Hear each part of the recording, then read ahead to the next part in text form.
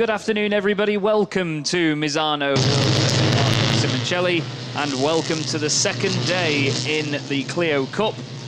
It's been a fantastic weekend so far, a very hot one indeed, and it's great to be back once again. My name is Chaz Dracop, enjoying all of the action this weekend, and of course, speaking over the pictures for you as they all unfold. We're just on the formation lap here, though, for the second race of the day. We're a little bit ahead of schedule, actually, this afternoon. As you can see, it is nowhere near as sunny as it was yesterday, but it's actually hotter out there. At the moment, it's 29 degrees air temperature, but about 10 minutes ago, it was about 31 degrees. So there's been a bit of cloud, but it's very, very humid, over 50% humidity, and we're all ready to go. The drivers making their way around now on this formation lap.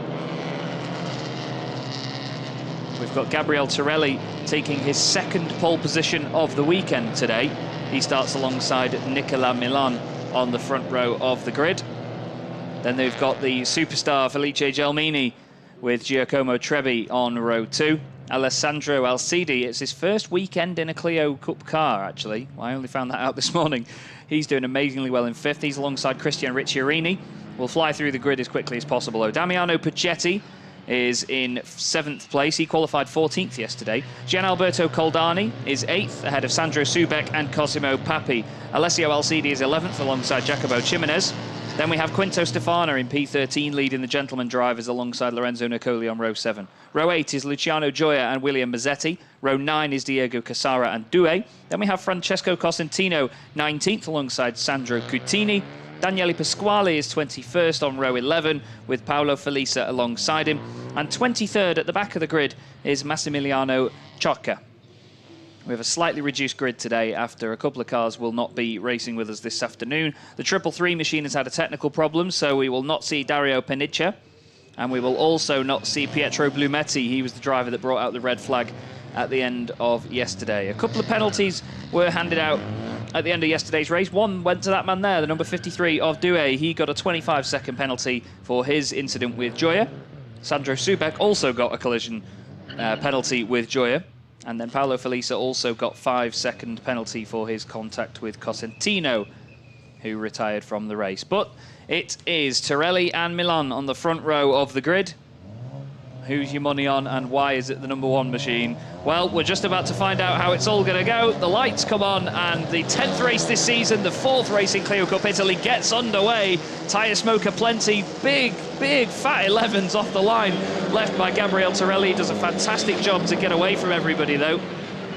Really, really solid start, and he stays in front of Nicolas Milan, and that is important for him in these early stages. Gelmini trying to come through as well. Then it's Trebbi. Then just behind them is Alessandro Alcidi, trying to keep it side by side there. That's Cosimo Papi and Damiano Puccetti. Knew it had Iano at the end of it. Lorenzo Nicoli going very deep into turn 4 on the brakes there. We've seen him do that a lot. He is, if not one of, he is the most exciting drivers on the grid. The start is under investigation, apparently, so not quite sure what's happened there. As Due comes back on in front of the 73 of Sandro Cutini. He goes off the road out of turn 6. Now Nicolas Milan makes a Clio-sized gap down the inside of Torelli. It was just about wide enough to fit that number 1 car down the inside, but Torelli says not in your life. Gets the cutback out of turn 8, which is Curva Quercia, puts Nicolas Milan on the right-hand side out on the grass. Now, don't forget, Nicolas is the only French driver in the field, and he is not fighting for any points in Clio Cup Italia this weekend. He is the team manager, of course, of Milan competition, named after himself. So he's managing Quinto Stefano, and, of course, the other driver they have in the squadron this weekend, Alessandro Alcidi, both of them doing very, very well. Stefano still, actually, is not leading the gentleman drivers. Gioia has had a mental start. The number 60 machine has moved up to 11th place already after starting, well, way further down, actually.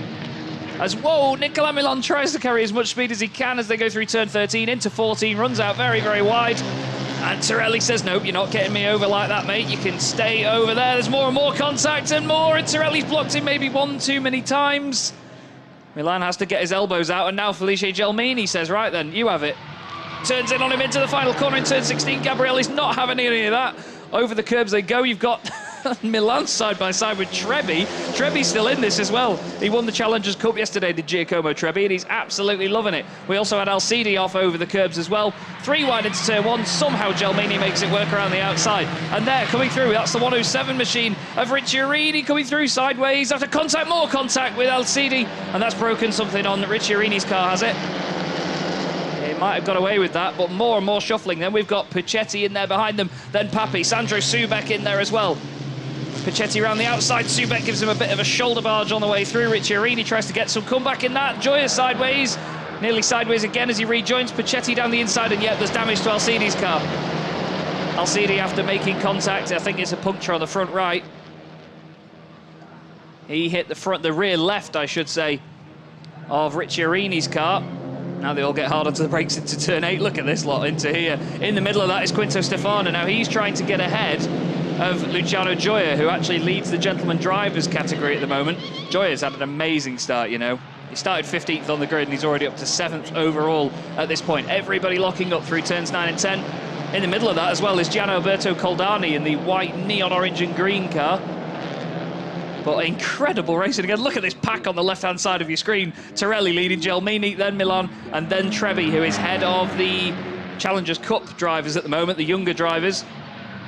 We've had a white and black flag for cars 1 and 12. That is Nicola Milan and Gabriele Torelli. That is unsportsmanlike conduct. Obviously the contact at the end of the first lap. Another lap has already passed since then, though. And here we are going back up to turn 15. Oh, sideways Gioia again. Everybody's crashing into Gioia this weekend. Nobody give him any moment of rest. Cosimo Papi gets a knock on the door, but look at them all piling through turn 15. There's about 13 cars altogether. I think Ricciarini is bound for the pit lane. Coldani down the inside of Papi. Nearly contact there, and can William Mazzetti make the most of that? We've had a white and black flag for car 70. I don't know where to look at the moment. Car 70 is Alessandro Alcidi, so that's for contact as well. I doubt he'll see the black and white flag amongst all of it. Mazzetti's wing mirror flapping around. Coldani pulls over in front as well. Mazzetti shuts the door on his teammate Lorenzo Nicoli. Lorenzo round the outside of turn 2. Now the inside for turn 3. Look at that wing mirror just holding on by whatever cables and tethers may be inside it. Incredible stuff. I'm going to have to take a breath at some point. But Luciano Gioia, honestly, in that Esse Corsa car, that thing has been beaten and beaten to pieces this weekend by everybody else. He got hit by Sandro Subek in yesterday's race and by Due, and now he's been rattled once again. Now, Ricciarini in the pits, unfortunately. I was rooting for Ricciarini, admittedly, because he is an absolute star, a double champion of Clio Cup Italy. He won those titles back in 2009 and in 2016. And there is what's left of the front right of Alessandro Alcidi's car. Now, it must be some sort of curse, because I said good luck to both of those guys before the race. Maybe it is a commentator's curse in advance when I shake hands with them. Coldani down the inside of Cosimo Papi, who goes a little bit hot into turn 10. Cars 38 and 64 being told to respect track limits at turn 6. That is Alessio Alcidi. Not related as far as I know. And the number 64 car of Ciocca, Massimiliano Ciocca. So it's Torelli leading, Gelmini behind. Torelli's had 3 pole positions in Clio Cup Italy this season, but he's finished on the podium each time. He's not won a race in Clio Cup Italy yet. Gelmini has all 3 wins and 1 pole position from Imola.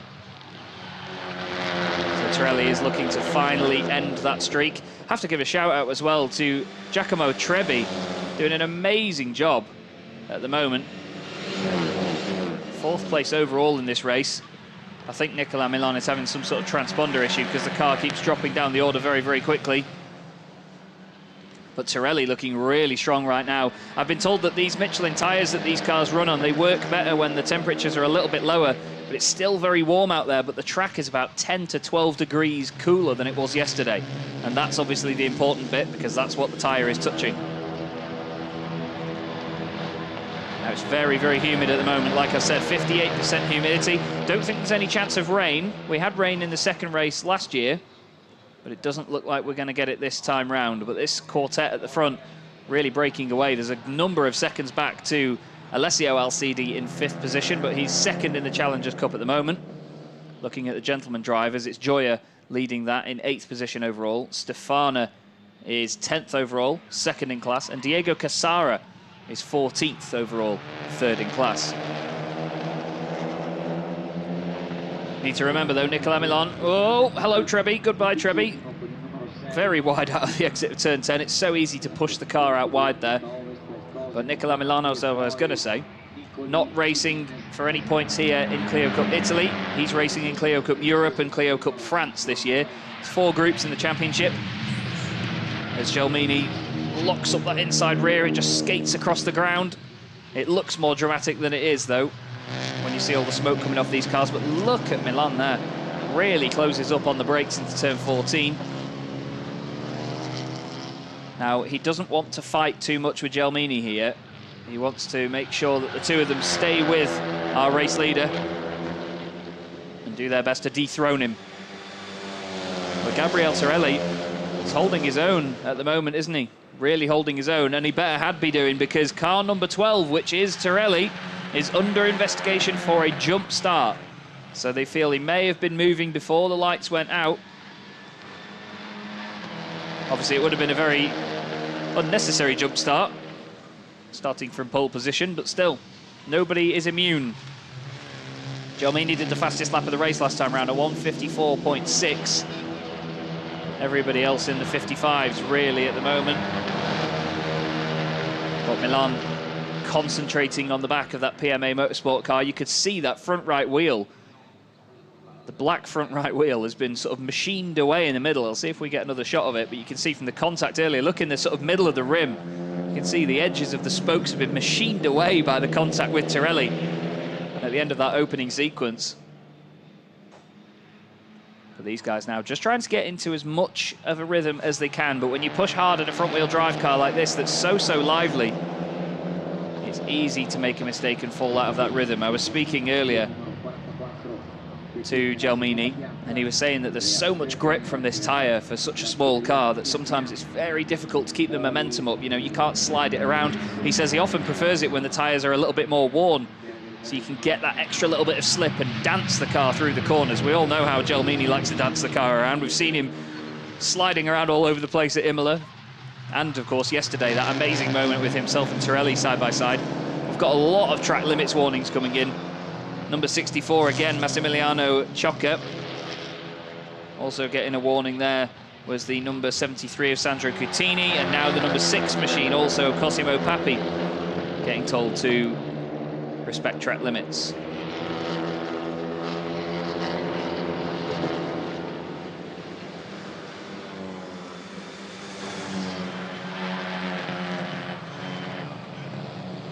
Side by side here, this is Sandro Subek and Luciano Gioia coming into turn 1.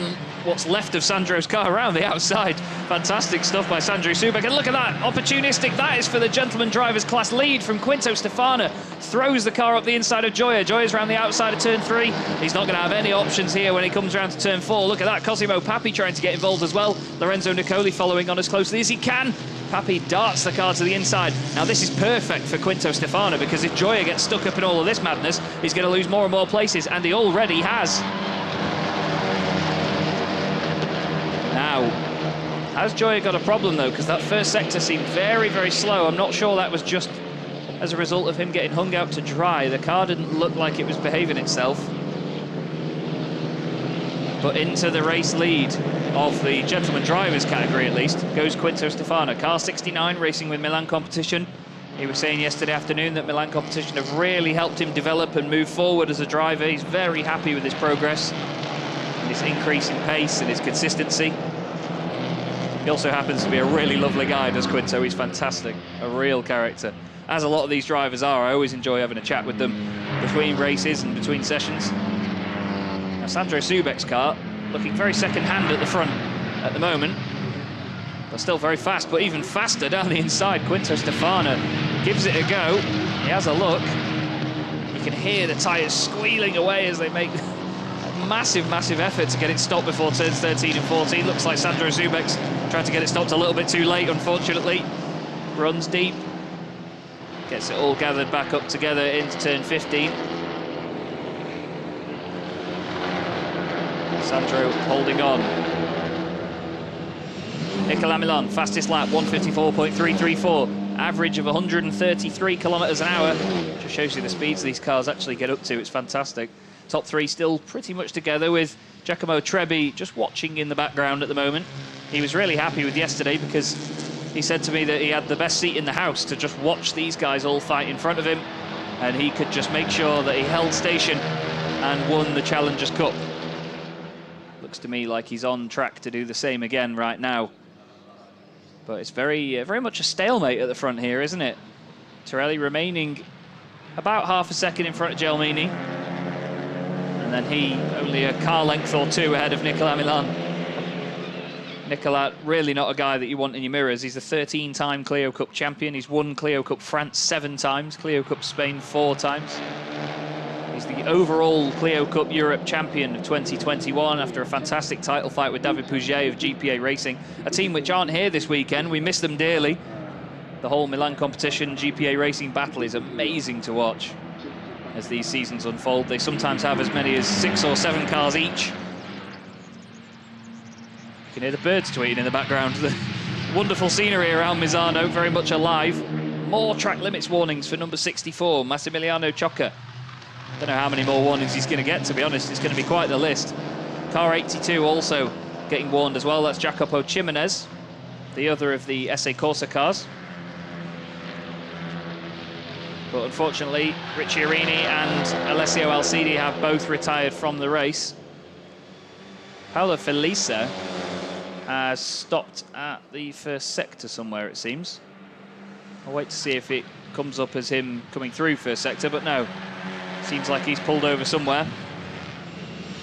Just over 11 minutes to go, and then we've got one more lap after that. For the second time this weekend, Quinto Stefano's right wing mirror is folded in. It was hanging off yesterday, so I suppose that's a bit of an improvement, isn't it? It's still attached to the car, just bent inwards. There is Lorenzo Nicoli. Wow, there is Sandro Subek. Absolutely skyward. Well, it's quite a drive to get to Bologna Airport from here, but Sandro making his own airport at turn 2. Wow. But again, that's another feature of these tyres having so much grip. If the car does get 2 wheels up off the ground, the outside wheels really do grip and bring the car up onto 2 wheels like that. Lorenzo Nicoli flashed his lights at Gioia and now has got through. Very, very quickly indeed. But look, all of a sudden, Gelmini catching up to Gabriele Torelli right now. And he's dragging Milan along with him. This is a replay of Subek. Look at that, just clips that sausage curve and the car goes up. Gives it quite a bounce on the way down as well. We had a couple of cars roll over last year at Imola. They have that much grip on the outside tyre. 10 minutes to go then. And then one more lap of Misano World Circuit. Marco Simoncelli, fantastic circuit. I really enjoy coming here. It's my second year with Clio Cup Europe and Clio Cup Italy, France and Spain. And this is one of the best venues we come to, I think. I'm not sure all of the drivers agree. Gelmini was saying it's not his favourite circuit, but he seems to go well here, doesn't he? Now Milan, the only French driver in the field, won the race yesterday, as I've mentioned, so he's going to be looking to do the same again, beating the Italians on their home turf, but he's surrounded by 3 of them at the moment.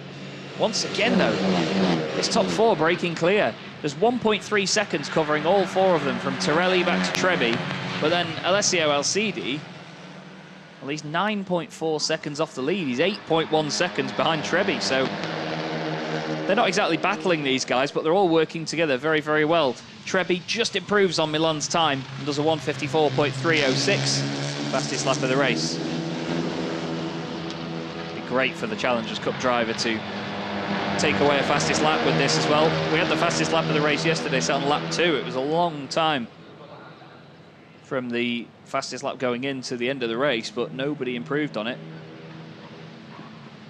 In the gentleman drivers, we have Stefano in 8th place, Gioia 11th, Cassara 13th. Sorry, Gioia 12th, Cassara 14th. Nicolas Milan's transponder is saying that he's dropped down to 18th place, but we can clearly see he's there behind Torelli, who is locked up big time on the way to turn 10. He's thrown the lead away. I said earlier, didn't I? It's very easy to make a mistake in these cars, and that is just how easy it is. Turns 9 and 10, double right-hander going into a hairpin. You've got to get the car slowed down so neatly. And Torelli just did it that little bit too much there. And now Milan senses the chance for a race win.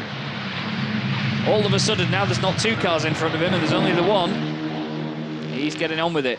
Car 38 is getting another couple of warnings. That's Alessio Alcidi for track limits at turn 6. He's getting a black and white flag this time round, so he needs to be very careful. He's the man in 5th position as well, so it seems he's got a lot to defend because he's got Puccetti and Coldani right behind him.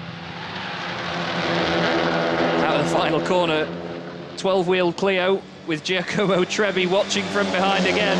This is the quartet that led the race throughout all of yesterday, gave us incredible battles. Somebody's lost one of their numbers from their pit board. Through turn 1, through turn 2, balancing the car nicely on the weight transfer. You see them use all of the curb and a little bit more at turn 3. Completely on the runoff area on the right. Gelmini's car starting to dance around a little bit more now. You can see that Milan, from the body language of the car, is working a bit harder. Tirelli's working harder to push him out of the way. He says, go on, get round. He says, that'll teach you to push me out of the way, Elliot. Although, admittedly, I think Tirelli was the one blocking him, but still, great racing as ever. These cars can survive the contact. That's the main thing. You can have so much contact in Clio Cup racing. We don't tell the drivers to stop it unless it's anything in malice, really, but they are so close together all of the time. They often lean on each other. Look at that by Tirelli. Now, that is track limits if I've ever seen it down at Curva Quercia, down at turn 8. This is 9 and 10. Where Tirelli lost it earlier. You can see you've got this kink just before you get into it, and then you're hard on the brakes. It's turn 10. There is William Mazzetti's car waving to us with its wing mirror. Fantastic camera work there to stick with that, actually. Fair play to our cameraman. You can see the bonnet sort of vibrating on Milan's car there. You see that? It's really shaking around. Not sure if that's due to the earlier contact. Nicola Milan completely sideways. Nearly, only just outdoes it with track limits, but again, losing the back end slightly there. You can see that the grip is not there, is it? Tirelli once again runs him out wide, says get over there. Trebbi thinks, oh, there's a chance here. I might go for this, but absolutely sideways there from Nicola Milan, displaying completely superior car control. They're doing way over 200 kilometers an hour by the time they get down there. So flinging it in and dancing the car on the brakes. If you just tap that brake pedal at the wrong point, when the car's starting to sort of bounce and lift the rear wheels off the ground, it will go around very, very quickly, as you saw there. Gelmini's last lap, though, 54.7 to Milan's 55.7, shows you just how much time he lost with that moment. I can't believe we've done already 20 minutes of this race. We've just got over 5 minutes left to go, and then one more lap. Giacomo Trebbi. Again, just waiting in the wings. It's really, really smart race, this, from Trebbi, because he's got the pace to stick with these guys. He's doing a great, great job of it, but he's not getting himself into trouble, you know? He's just there. There's no other words for it. I mean, I say just there. He's actually side by side with Nicola Milan, and he goes down the inside. He says, well, there's one to show me, Mum. Down the inside. I've got one over on Nicola Milan. Watch this. But now Nicola says, no. No. It's not that easy, sunshine. I'll get you back. Watch. Tries to go for a cutback at turn 10. Is he going to get the run on the exit? Yes, he is. It's, oh, no. Into the pits is the 82. That's Jacopo Ximenez. He was right in the thick of it earlier on. Felicia is apparently still going, so he must just be less than a lap down. They're still side by side. Trebbi and Milan as Tirelli goes around the outside of Gelmini, later on the brakes into turn 13. Backs out of it just about. As Trebbi and Milan have switched around now, you can hear the tyres skating across the surface and just shuddering under the pressure. These guys are really dancing with it right on the edge now. Air temperature's down to 28.7 degrees. Track temperature's down to 37 degrees, but the humidity has gone up to 60. I don't think that we're going to see any rain in this race, but it seems to me like Milan's tyres are really, really going. There's people in the YouTube chat as well agreeing with me. Good to see you all with us. As well, Tirelli looks slightly down the inside there on the way into turn 3. Just tried to tuck the nose in down the inside of Gelmini, but Felice knows exactly what he needs to do and says, no, thank you. Now, eventually, after umpteen warnings, there's been a 10-second penalty applied to Massimiliano Ciocca. Ciocca currently running in 18th position. That penalty will drop him down to the very back of the field, unfortunately. But he's been warned many times about it. I've seen so many of them. Although it's apparently come up as a 15-second penalty there, so maybe they know something I don't. But still, Felice Gelmini and Gabriele Torelli, 2 stars of Clio Cup Italy, first and second in the championship coming into this, 3 podiums apiece, but Gelmini's have all been race wins. He's the only driver to win a race in Clio Cup Italy this year, showing his prowess of racing in TCR Europe and being an absolute superstar there as well. Milan just sort of half tucking in behind them now down this back straight.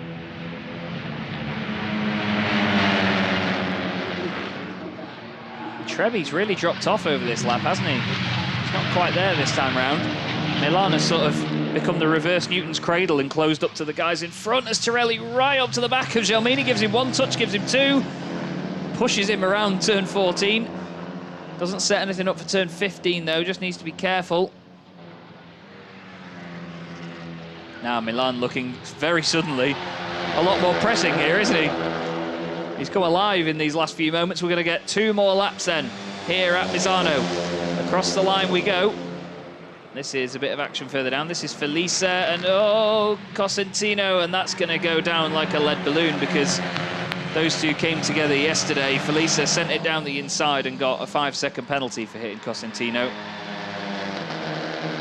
And I'm sure that he will not be too chuffed with that. Neither of them will be, to be fair.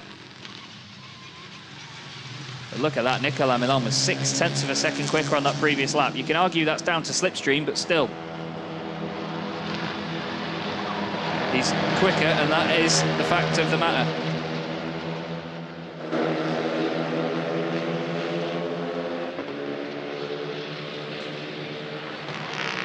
Back down towards turn 8 once again. It's becoming more of a quartet again now, isn't it? Now we've got Giacomo Trebi closing back in.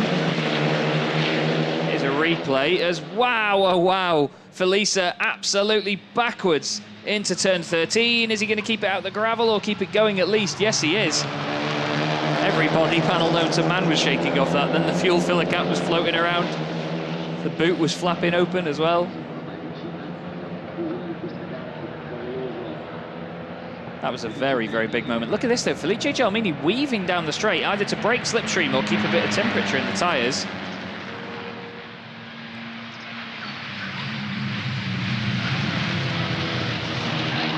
Interesting to see that. I don't think the temperature was dropping by that much.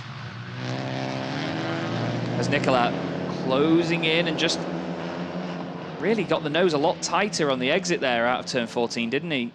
Torelli ran a little bit wide, maybe on the power just a bit earlier. Milan just showing his nose into every corner now, trying to unsettle the Italian in front of him. It takes a lot to unsettle Torelli. Let's not forget he made the mistake himself earlier on. Across the line we go then. Gelmini, Torelli, Milan, Trebi. How's this going to pan out in the final moments? Well, Gelmini completely sideways into turns 1 and 2. 2 wheels off the ground for all 3 of them, and Trebi as well, actually. Look at Torelli, though, through turn 3. Cuts a lot of it, doesn't he, on the right-hand side. Trying everything he can now to catch up with that PMA car in front. He's thinking, please, not another race win. It'll be 4 out of 4 for car 44 if Gelmini keeps it at the front. Someone ought to put a big slash between the numbers for comedic effect. Trebi's been doing great, though. I'm really, really impressed by Giacomo Trebi. He's been a star this weekend. And he's certainly throwing himself into the mix in the Challengers Cup as well. Richie Arini was leading the Challengers Cup from Cosimo Papi coming into this race meeting. But it's certainly going to shuffle the order up after this one. Clio Cup Italy still has a number of race meetings to go this season. They'll be appearing at Mugello with Clio Cup France. They'll also be with Clio Cup Europe and Eastern Europe at the Red Bull Ring in September, followed by Monza in October, where I'll be back on your airwaves, and then Barcelona in November at the end of the season. Only a few more corners to go now, and you can hear the guys pushing, you can hear the tyres screaming for mercy And it looks to me like Felice Gelmini's got this one in the bag. What about Torelli, though? Is he going to be able to defend from Nicolas Milan? Are we going to see a last-minute effort from Nicolas into the final corner? Is there a big send coming from the Frenchman? You have to put money on it. I would have put money on it. And he's down the inside. He tips Torelli sideways. Torelli's way out wide. He's going to clip the gravel. I'm not sure if that's going to stand, but what is going to stand is Gelmini taking the win at Misano. It's 3 wide behind, and Trebi, I think Trebi got second. Trebi got Milan on the line. Fantastic awareness and brilliant opportunism as wow, oh wow. Luciano Gioia's race has come to an end in a big way. He's had a nightmare weekend, getting hit off the road by just about every man and his dog. Alcidi is 5th ahead of Pichetti Coldani. Alcidi and Pichetti finishing the Challengers Cup podium. Quinto Stefano wins the Gentleman Drivers' Cup, 2 out of 2 this weekend for him. Sandro Subek 9th, and Cosimo Papi rounds out your 10. Well, you could have put money on Milan going down the inside, but if I'm honest with you, I think it was more of the same like we saw on the first lap. Milan makes his intentions clear, and then Torelli just made sure there was no gap there, and I think maybe closed it off a little bit too much for his own good there. But what a fantastic finish. Great stuff by Trebi, 2nd overall, but another wonderful win by Felice Gelmini, and he did an absolutely awesome job. And I think there was a bit of gesticulation there between Torelli and Milan saying, no, it was you, no, it was you. I imagine we'll have a conversation from them after the race. And the contact is under investigation, as you can expect, as Gelmini takes a different approach around the final parts of the circuit here up at turn 10. There's not any fans out there to wave to, so yeah. There is your result then. Felice Gelmini, Giacomo Trebi across the line, beats Nicolas Milan by 18 thousandths of a second on the road. Those three and Gabriele Torelli, absolute stars of the show. They were 12.5 seconds clear of Alessio Alcidi in 5th place. Then it's Pichetti, Coldani, Stefano, Subek and Papi. Nicoli finishes 11th ahead of Due. William Mazzetti is 13th with Sandro Cutini in 14th. Daniele Pasquali 15th. Constantino ends up 16th ahead of Ciocca. Gioia is classified as 18th after that big incident. And then not finishing the race, we had Felisa, Casara, Chimenez, Alcidi and Ricciarini. I'd be interested to see what happened to Luciano Gioia, but we could see he was okay. He got out of the car very quickly under his own power, so that's the main thing. But yeah, he got a DNF yesterday, did Gioia. Actually, no, he did finish the race yesterday, I believe. No, sorry, I correct myself. He did have a DNF, so he doesn't finish a single race this weekend. And well, the first 2 incidents yesterday were definitely down to contact with other drivers. I'm not sure if we can confirm the same here. Trebi's the first one back to the pit lane, but the race winner, and 4 out of 4 for car 44, is Felice Gelmini. Fantastic job by the Italian. He's an absolute star, isn't he? He loves racing in Clio Cup, and he really enjoys it. He says it's like being racing with your family again, and the PMA Motorsport guys so happy. He had to work hard for that one, and it paid off. Maximum points so far from the championship for Felice Gelmini. 50 points for a race win, and he has 200 of them. I'm sure we may see maybe a chat with Nicolas Milan, and well, Gabriele Torelli's not on the podium, so he won't be there to speak to them. So I imagine there will be maybe a talk in the paddock afterwards for that one. Giacomo Trebi on the right-hand side of your screen there, collecting his congrats from family, friends and team members. And, oh, okay. I'm sure that was in jest and in love. Here's a quick look back at the highlights then and how it all unfolded. Torelli taking off from pole position very well indeed. A great start by Alcidi in the middle there, 3 wide with Coldani. But it was all single file at the front. A real shame that Alessandro Alcidi didn't make it to the end, because it was a strong start from him, holding on to his 5th position. Side by side into the latter stages of the first lap, though, Nicolas Milan and Gabriele Torelli, well, they lit up the rivalry straight off the bat, didn't they? Straight off the bat. Here was the moment where it all got a little bit out of shape, with Torelli and Gelmini sideways through the final corner after contact with Milan. Shortly before that, cars hopping and skipping their way all over the grass and the gravel. Tirelli would make quite the mistake, though, at turn 9, and that is when the win slipped away from him. No matter what happened from that point, that was the pivotal moment where it all escaped him. Massive moment for Paolo Felisa, somehow making it away from that one to continue. And then at the very final corner, maybe a little bit too much defending from Gabriele Tirelli. Nicolas Milan pushes his way through. An amazing, amazing awareness. Watch Trebi in the background, squeezes his Clio along the pit wall and takes second place by 18 thousandths of a second. Amazing stuff. Once again, Clio Cup entertaining all. I really hope you all enjoyed that race as much as I did. This championship is always exciting and fantastic to watch. And there will be plenty more of it as the season goes on. This is the 5th race meeting out of 14 that we have this year. After this, in just a week's time, we'll be going to Valencia in Spain. Another week later, we go to Zandvoort with Clio Cup Europe, France and Eastern Europe. And then we have a break until the second weekend in July, where we go to the Hungaro Ring. Mugello is a week later. Then we have quite the break until September, where we go to Hockenheim, the scene of arguably last season's best races. Absolutely amazing entertainment last year, supporting GT World Challenge. A week later, we head to the Red Bull Ring. And then in October, we go to Monza, Le Castellet, we go to Paul Ricard. And then in the middle of November, we finish the entire campaign with Clio Cup Europe, Spain and Italia at Barcelona. I'll be joining you for the Hungaro Ring in July and Monza in October. A number of my colleagues will be taking over during some of the other races due to clashes in my calendar. I am genuinely gutted not to be covering the whole championship, though. It is so entertaining, as I keep saying. These cars and these drivers are all absolute stars, and they know certainly how to put on a good show.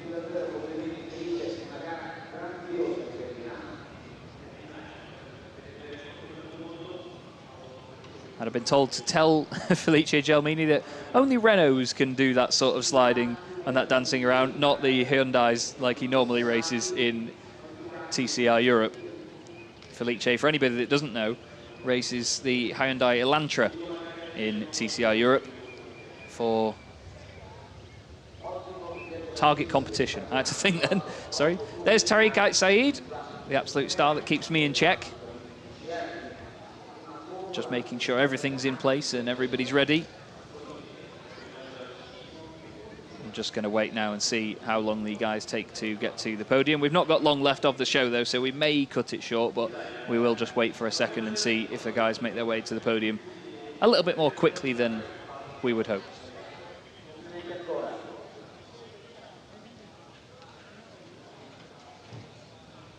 Now, of course, all the results at the moment are provisional. There will be a lot of investigations and looking into it all once everything has calmed down and all the cars have been through scrutineering and parc ferme and all of that wonderful stuff.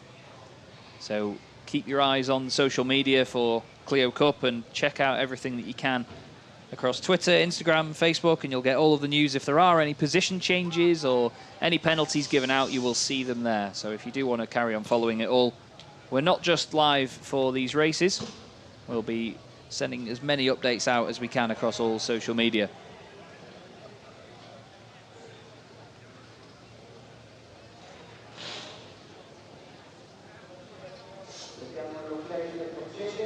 So I think we have our announcer on the podium now, just over to the right-hand side, ready to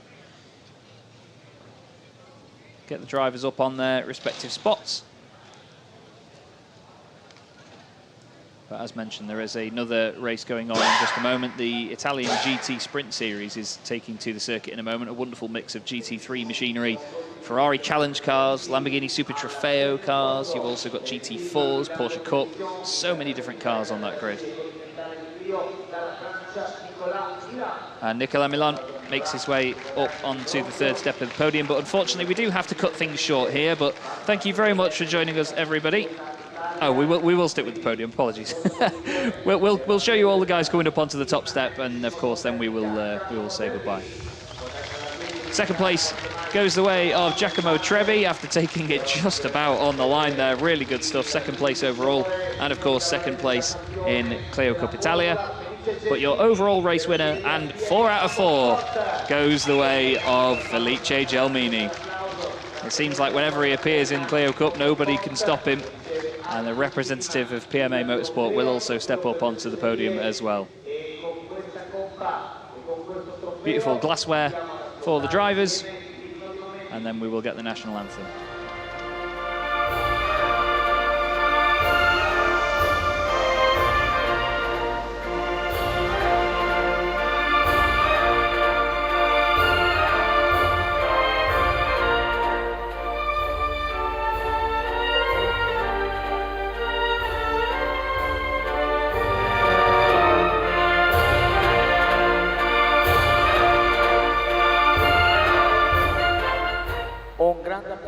There you go. Felice Gelmini has won every single race this season in Clio Cup Italia and is doing an absolutely amazing job.